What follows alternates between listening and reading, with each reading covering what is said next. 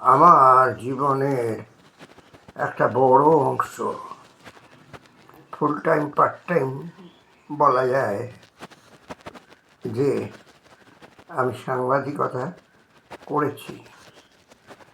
সে নিয়ে ডিটেলে যাচ্ছি না, কিন্তু সেই সাংবাদিকতা করার সময়, বিশেষ করে MA বা পোস্ট গ্রাজুয়েশন করার পর সেই সাংবাদিকতা করার সময় আমাকে বেশি প্রভাবিত করেছিল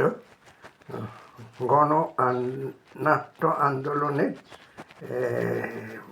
নিরিখে সেই সব নাটকগুলি, যাতে আমি অভিনয় করেছি কোনো সময়। আবার যেসব নাটক আমি পড়েছি, সে নাটকগুলো ক্লাসিক্যাল অবশ্যই, এবং রুশ সাহিত্য ভাষা অবশ্যই সেটাই হবে, কারণ গণনাট্য সঙ্গের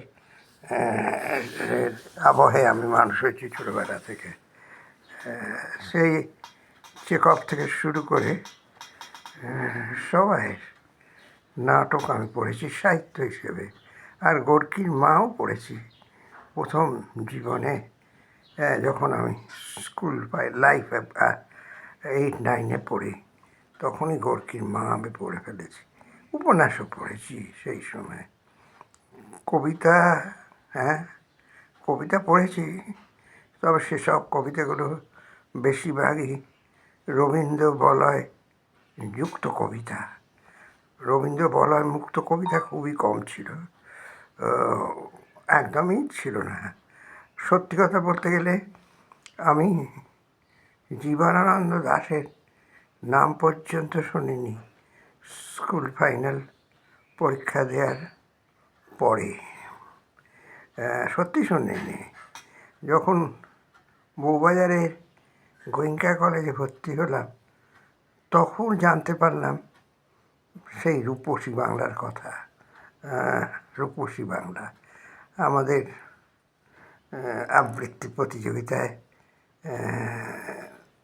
বলা হলো, আমি বলছি সেই তখন 60-এর দশক, গত শতাব্দীর 60-এর দশক, আবৃত্তি করতে হবে প্রতিযোগিতায় রূপসী বাংলা।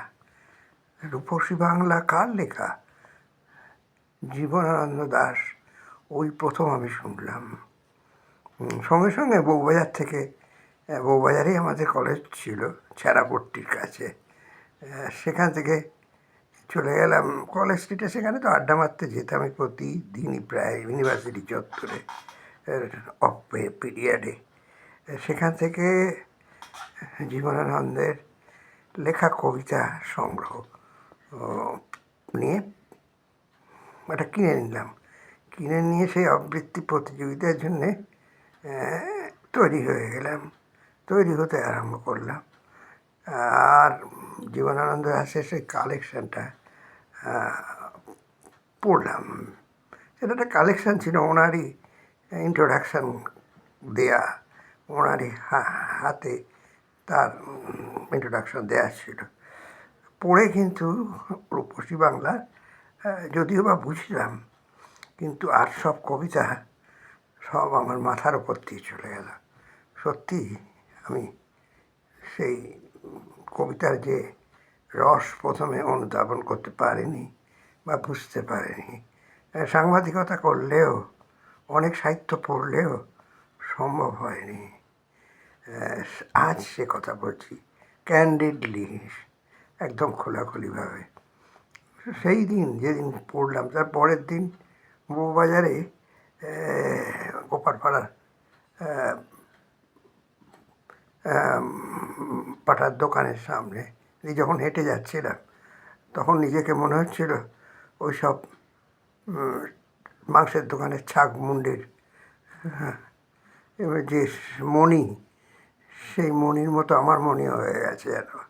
কোনো ভাব লেশহীন, আর কোনো বুঝতে পারছি না আমি কিছুই, এই কবিতার সারমর্ম। এখন অবশ্য ওইসব শাকমুন্ড দেখতে পাওয়া যায় না, ব্যান্ড হয়ে গেছে। কিন্তু তখন গোপালপাড়ার ব্যাপারে লেখা থাকতো। যাই হোক, আবার বলি, তো এইরকম একটা পরিবেশে বা এরকম একটা অবস্থায় আমি জীবনানন্দকে আবিষ্কার করলাম।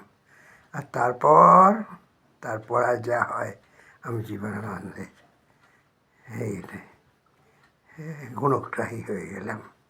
পড়তে লাগলাম তার কবিতা, আবৃত্তি করতে লাগলাম তার কবিতা যেখানে সুযোগ পেতাম।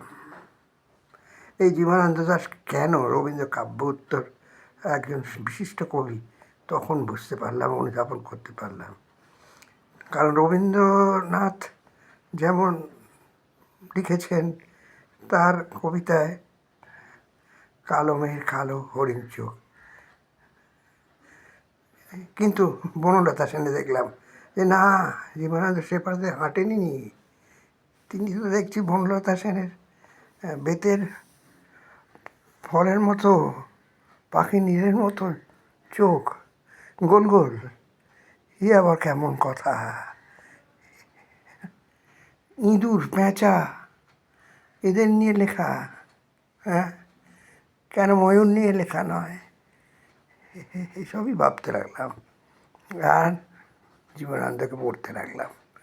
কাব্যিক চেতনায় কোথায় নিয়ে গেছেন মহিনের ঘোড়াগুলিকে সেটা অনুধাবন করলাম আর জীবনানন্দের ভক্ত হয়ে গেলাম। আজ আবার সেই কথাই মনে পড়ছে জীবনানন্দ দাশের সম্পর্কে। এখন তো জীবনানন্দ দাশকে নিয়ে লেখার ছড়াছড়ি। সে লেখা আমি একজন বাণিজ্যের অধ্যাপক হয়ে তার ডেপথ কতটা বোঝার ক্ষমতা এখন আমার নেই। যদিও সাংবাদিকতা আমি করেছি, লিখেছি অনেক সাহিত্য সম্পর্কে, অনেক পড়েছিও সাহিত্য সম্পর্কে, কিন্তু সেই জ্ঞান আমার এখনও হয়নি। সেসব এখনও পড়ে চলেছি, চোখ পারমিট করলে পড়ে যাব। তাই আজকে তার জন্মদিনে আমি প্রণাম জানাই এই মানুষটিকে, যাকে আমরা বুঝতে পারিনি। মৃত্যুর পরে তাকে আমরা বুঝতে পেরেছিলেন একজন মানুষ, আর সেই মানুষটি হলেন বুদ্ধদেব বসু। তার কথাই বলছি, প্রথম দিন থেকেই তিনি বুঝে গিয়েছিলেন জীবনানন্দ কেমন কবি।